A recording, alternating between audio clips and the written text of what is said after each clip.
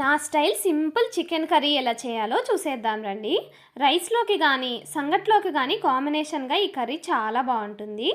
దీనికోసం ఫ్రెష్గా కడిగిన చికెన్ని తీసుకుని ఉప్పు, పసుపు, అల్లం వెల్లుల్లి పేస్ట్, కారం వేసి ముక్కలకి బాగా పట్టేలాగా కలుపుకొని హాఫ్ అన్ అవర్ నాననివ్వాలి. తర్వాత ప్యాన్లోకి ఆయిల్ వేసి సన్నగా తరిగిన ఆనియన్స్ వేసి లైట్గా పింక్ కలర్ వచ్చేదాకా వేయించుకోవాలి.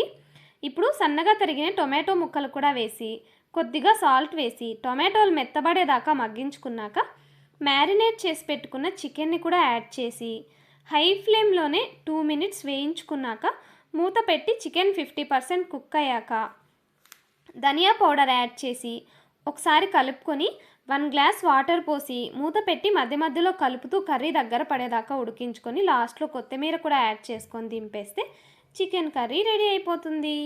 సబ్స్క్రైబ్.